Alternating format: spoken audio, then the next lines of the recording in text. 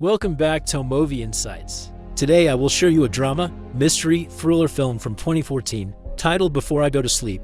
Spoilers ahead. Watch out and take care. Christine wakes up in bed next to someone. She gets up and grabs some clothes, then walks into the bathroom. One of the bathroom walls is covered in photographs of her and the man. She sees the wedding band on her hand, then walks outside. Ben is waiting for her on the bed. He tells her that they got married 14 years ago and that she's 40 years old. As she gets dressed, he explains that she had a car accident 14 years ago, because of which she gained some injuries which made it impossible for her to remember everything. She stores up information for a day, then when she goes to bed it all disappears, and when she wakes up she thinks she's in her 20s. He asks her to trust him, but she's scared. While making breakfast, he keeps telling her about their life together and their wedding. Before he leaves for work, Ben shows her a list of things she might need and where to find them. She sees a note which says that she needs to pack a bag. Ben tells her that he'll be taking her away for their anniversary. Christine is alone, trying to wrap her head around everything when the telephone rings. The voice on the other side is Dr. Nash, who's been working with her on getting her memory restored. He tells her that Ben might not know about her seeing a doctor. Then, he tells her to go look for a shoebox in the back of her closet. Christine opens the box and finds a camera inside.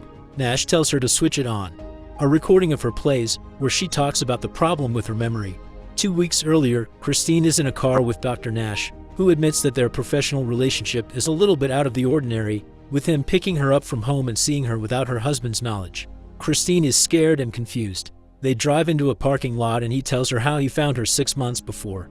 He explains that he's a neuropsychologist and that he's preparing a paper on the type of amnesia she has, so he was willing to do the work for free.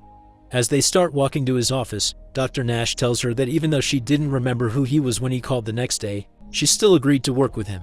Christine has mentioned working with a psychologist to her husband, but he was adamantly against it because she had therapy in the past and had only upset her. In his office, he gives her the camera and tells her to keep a visual diary. Dr. Nash tells her that her injuries were sustained in a vicious attack 10 years before. They came from repeated blows to the head. She's confused because Ben had told her another story. The doctor shows her news articles about the attack and she wonders why someone would try to kill her. He explains that no one really knows apart from her. As they leave, he tells her not to tell Ben about the camera so she doesn't feel constrained to share her thoughts and feelings. He tells her where to hide it and that he'll call her in the morning to remind her. She agrees to the plan.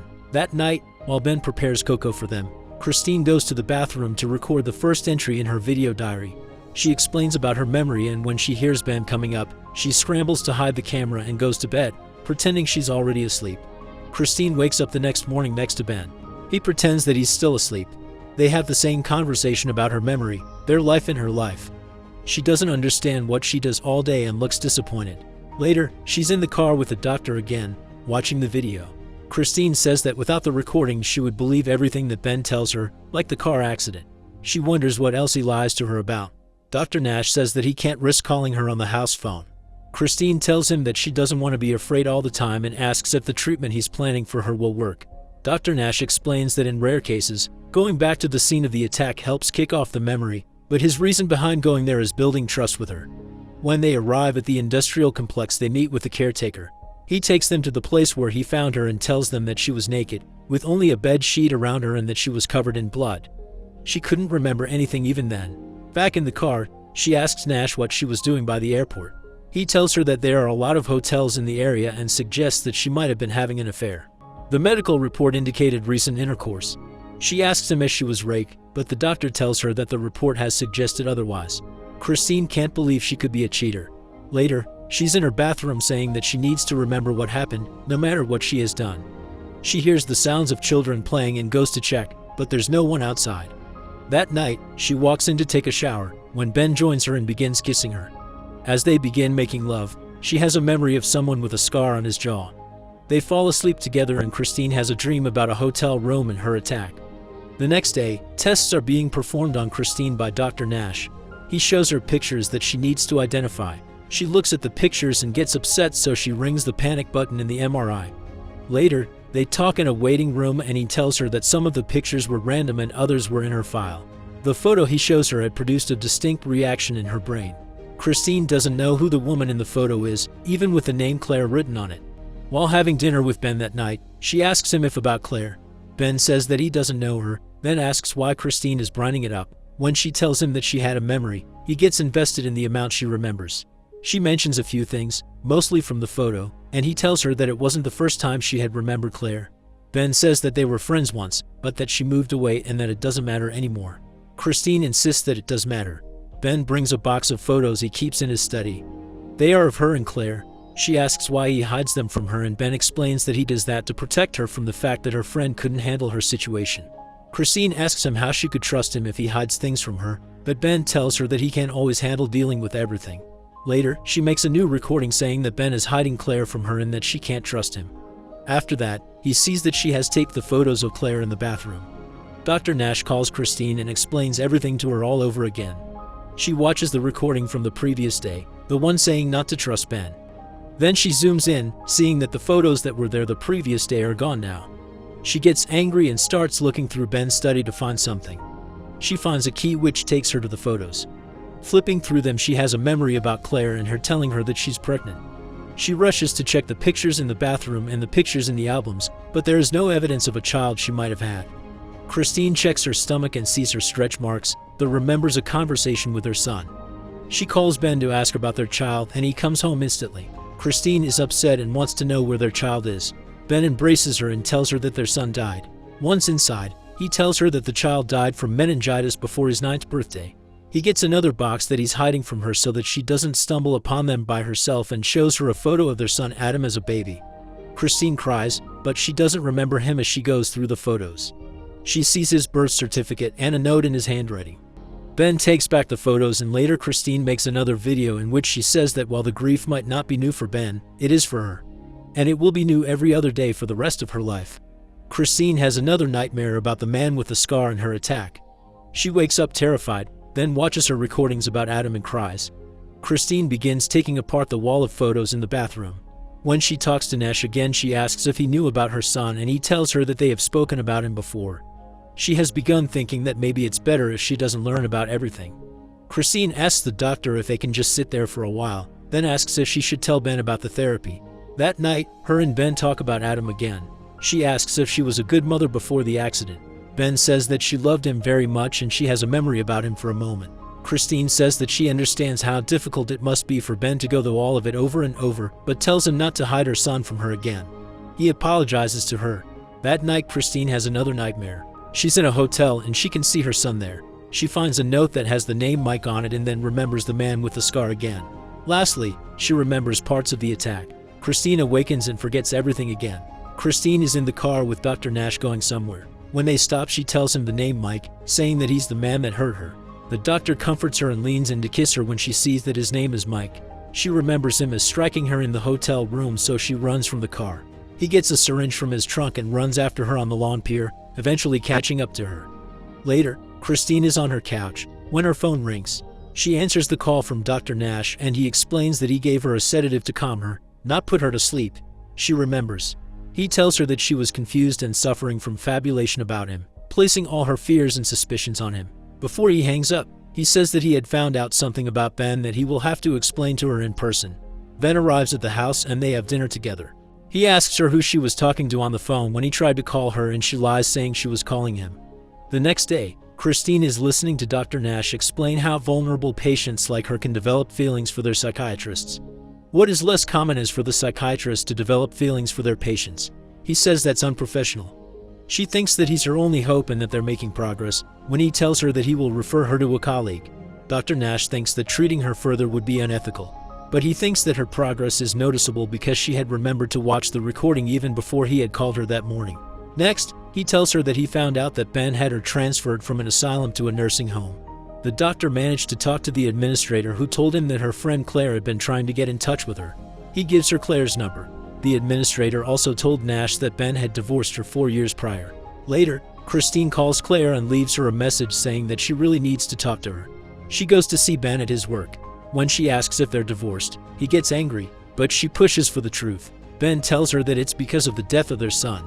First he walked away from her, but he had come back and he will never leave her again. That same day, Claire calls Christine back. She remembers bits and pieces about her, as Claire tells her that she had kept ringing the nursing home where Christine was placed. She tells her that she misses her and wants to see her. They arrange a meeting at an observatory in an hour. Christine goes to see Claire and waits for her on a bench. When Claire shows up, Christine remembers her. They've missed each other very much. Christine asks Claire if she was a good mother and she replies that she was great. Ben was also a good father. She asks her friend who did that to her. They grab a drink and Claire tells her that she was probably having an affair. She confessed it to her eventually, but never gave her any details about the man. Claire apologizes to her for telling Ben, but she had to do it since she had already told the police. Christine thinks that that's the reason why Ben never talks to her about anything, including her. Claire tells her that after her accident she tried to help Ben out and the two of them spent a lot of time together, eventually sleeping together. She decided to stay away from them because of that. Before Christine leaves, she gives her a note that Ben left for her with Claire if she was ever good enough to read and understand it. The letter explains the reasons why he left her. In it, Ben says that the main reason was the happiness and well-being of their son, who couldn't bear seeing her like that anymore. Christine finishes the letter as Ben arrives at the house. She records a video in which she is talking to Ben, telling him that by the time he sees the video he will know everything, including that the only thing she feels for him is love.